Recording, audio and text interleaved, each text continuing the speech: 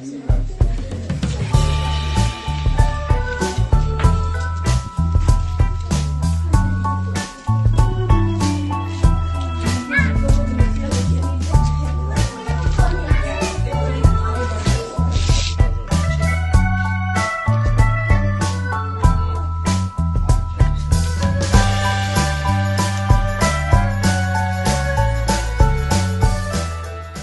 everyone, my name is Nakai and I'm from Chengetai.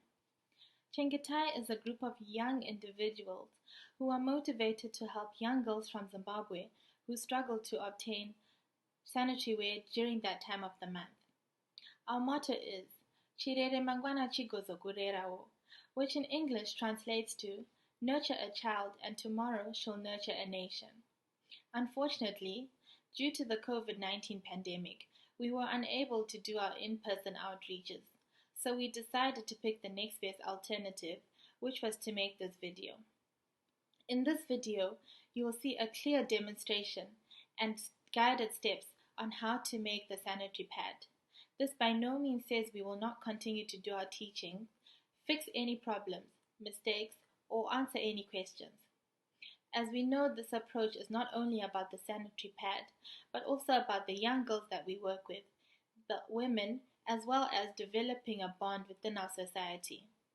As we go on with this video, you are going to learn a lot more not only about making the sanitary pad, but the alternative materials, the cleaning methods, and the aftercare that follows. I hope you all enjoy what we have put together for you. Please do not hesitate to tell us what you would like to see more of, or ask any questions. You can ask us these questions on our social media pages, which are Instagram and Facebook.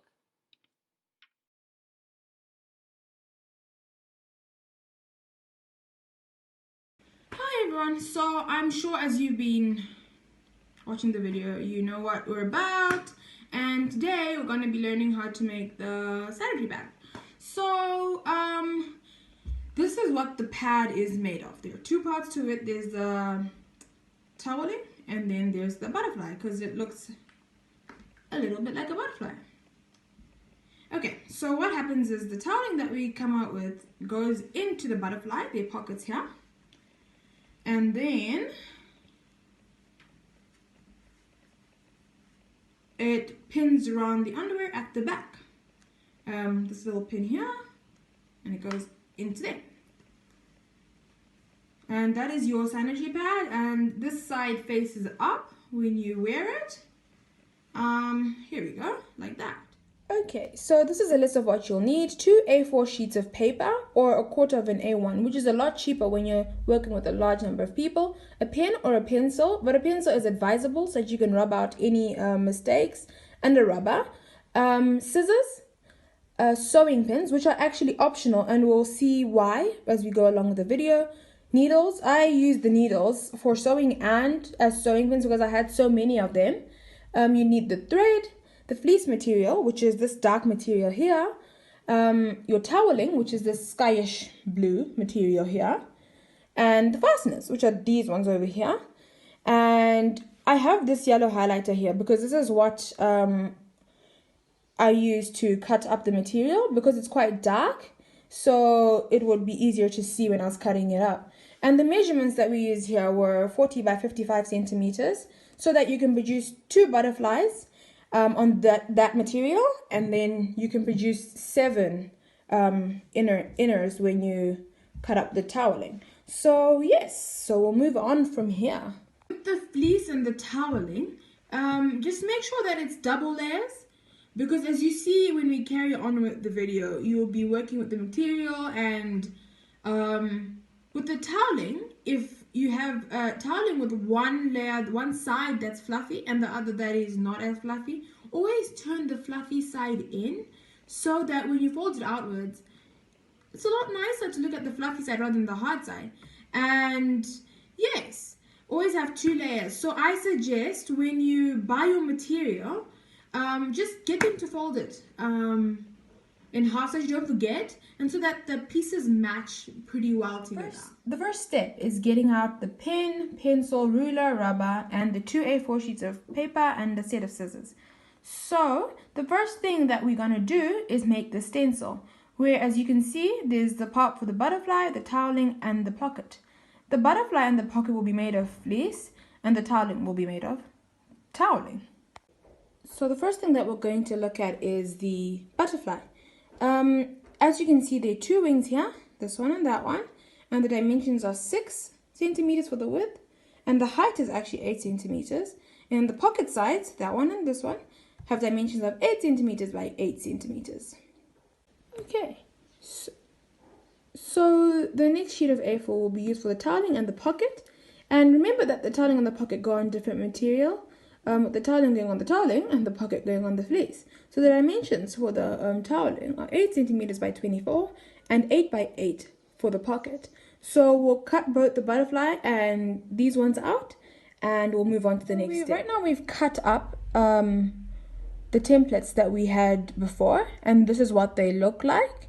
And then we'll put them on our material, these two going on the fleece and then the toweling going on the towel.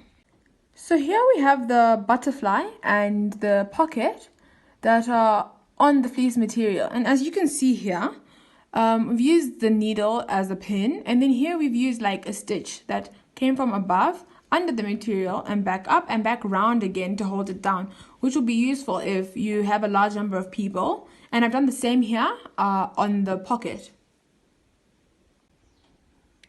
On here we have the stencil or template that we use for the toweling, which is the 8 by 24, and we've put it on here, and as you can see you can fit a large number of inners onto here and one along here, which brings us to 7.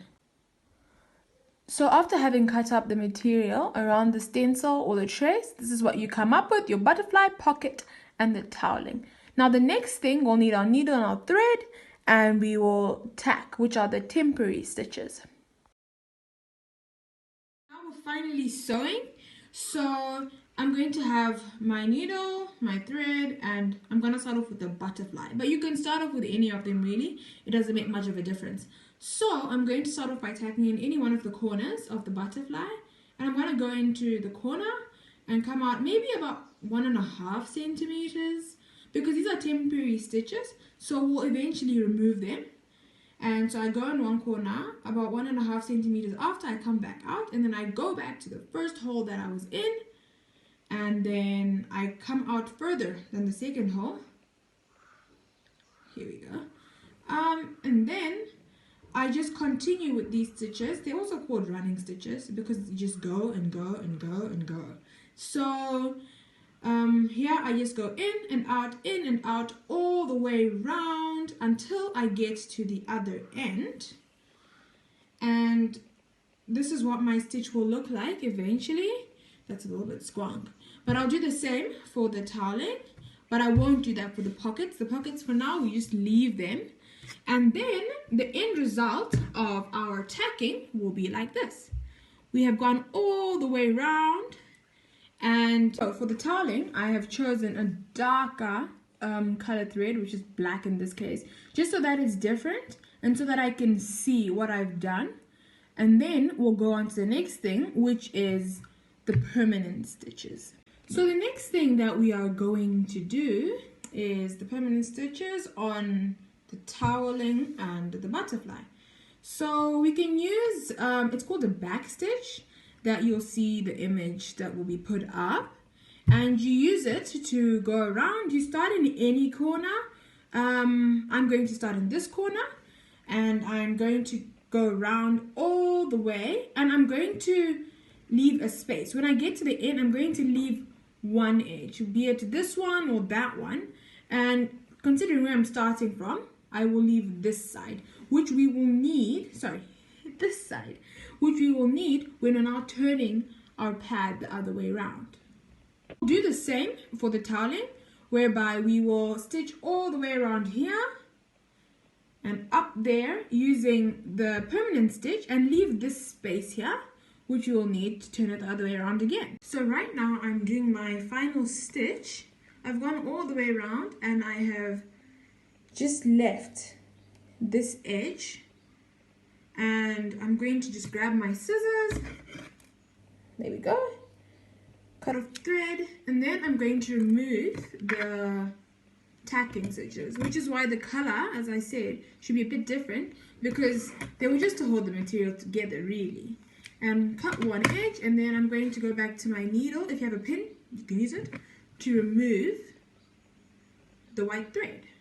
And I'll do the same with the toweling to remove the dark thread once I've finished doing the permanent stitches, that is. Okay, so now we have finished removing our tacking stitches. So as I said, we left those spaces in both this and that. And let me find, okay, so here, this is the space I left. And so I'm going to turn the fabric into, so eventually we will get to this point where we are right at the end of untucking the butterfly. And I've lost the, there we go. Okay, there we go, and brought it to every corner. So you can see. There we go, and there is our butterfly. It's like getting there. We can like see that something is actually happening. So I will do the same for this. Okay, so we're almost done with the toweling, and I'm having my pin in there just to poke it all out, and here we go. But then we have this loose edge, and then here we've got that, which is brings us the next step. You can do a blanket stitch where you just bring it together and you stitch over and under, and you'll see an image that will come up. Or I don't know what the stitch is actually called, but it is the same as the back stitch, but you tuck it in, you tuck this end in and the other side in, and then you hold it together, so it's like 4 layers, and then you do your back stitch to just finish it all up. So that's what we'll do right now. We're working on the butterfly, and I folded my butterfly in, or the material in, and I'm going to start stitching to close up that little gap that we have there. Okay, so now finishing up on this, I forgot to mention, when you're doing your back stitches, try not be too far from the edge, maybe 1/2 centimeter, because you'll lose a lot of volume of the pad if you, let's say, go 1 or 2 centimeters in, and then you have a little thin pad without the full width of the wings and the body. Okay, so now that we've done that, we have our butterfly looking thing, and then now we can finally use our pockets, which we have 2 of from our 2 layers of fabric. And it's quite difficult sometimes to find which side is the 8x8, but I found it.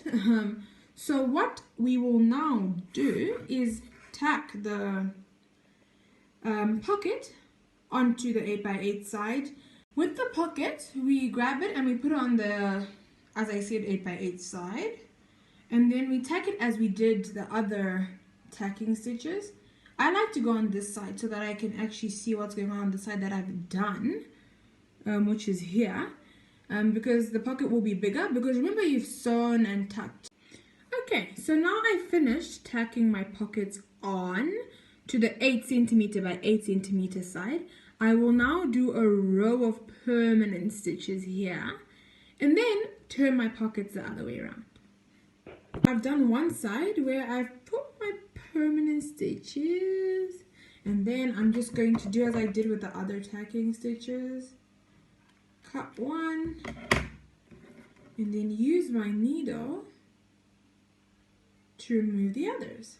And I'll do the same thing on this side as well. Tacking stitches are out, and I'm going to turn my, here we go, sorry.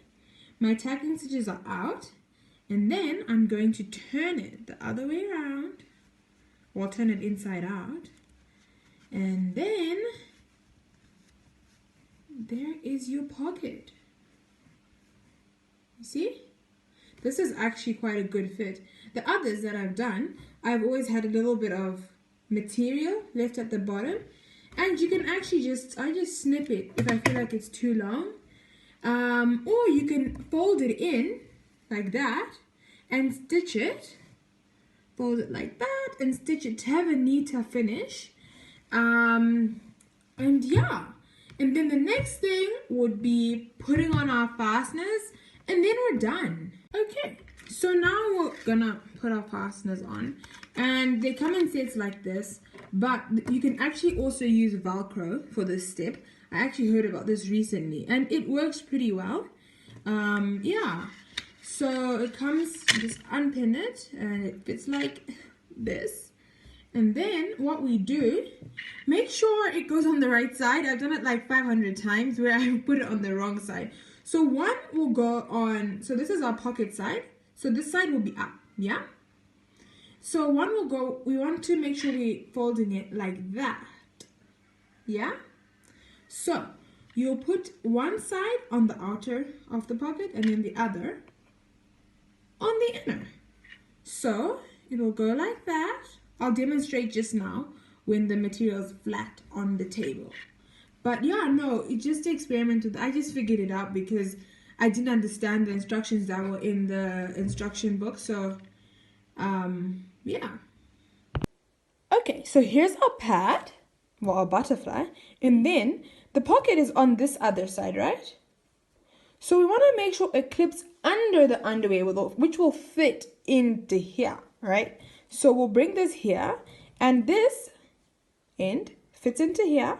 So when we're sewing, we sew it onto here, and we sew this side onto there, so that when they come together like that, it pins. And then we get our pad. Okay. So let's sew it down, and okay. I do one into one hole and then into the other and go 4 times into each, 4 times in the next, 4 times in the next. You can do as many as you want. Just make sure it doesn't go over the center. Otherwise, you risk having the pin fall off because of like pinning it in and out, you know. Okay, so now that we have finished stitching, what I was talking about, into that hole there, and then do that loop 4 times and then sew on continuously. And then you cut it off and do the same on here. Now we're done. Our pin is very much secure. And there, it's clicked. And there is our pad. And then, here are the pockets, which we'll fit the toweling into. We're basically finished. And so, yeah, just remember, it's not a difficult thing. And it's really, really simple. We're going to talk about alternatives of material and the like so that it's simpler. And as I said, some of these things I couldn't find, so I had to use an actual towel. And that's not a train wreck, and it's totally fixable. So yeah, I hope you guys really enjoyed.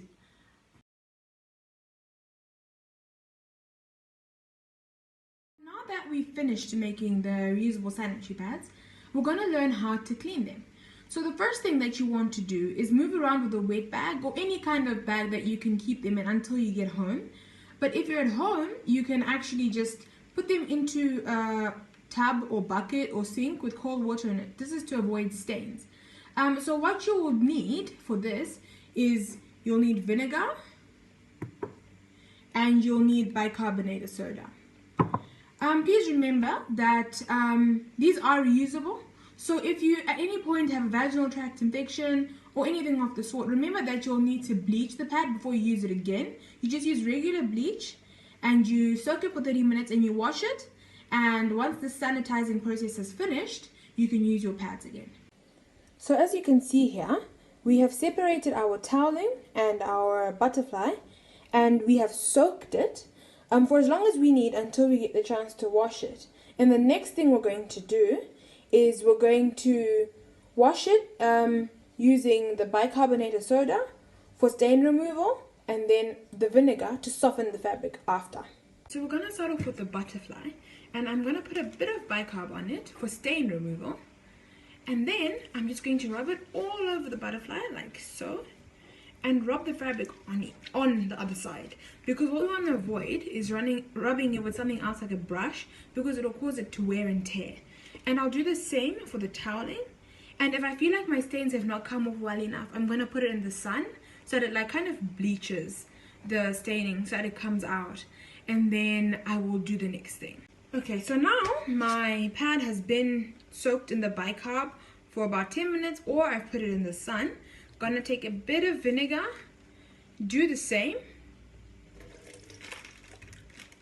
put the vinegar on and leave it in the vinegar. I want to put enough to cover the base of the sink so that it like soaks it in, or just put enough, even in a small container, so that it soaks it in and it softens your fabric. Now that we have finished soaking our butterfly and the toweling in the vinegar, we're gonna run the vinegar out and then fill the sink up with cold water, which is what I've done.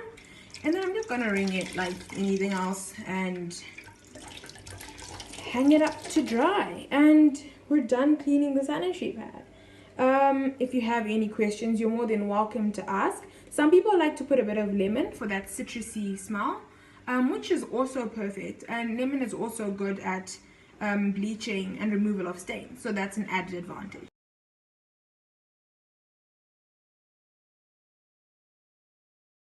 By now, I hope we're all experts at washing the reusable pads as demonstrated in the previous videos.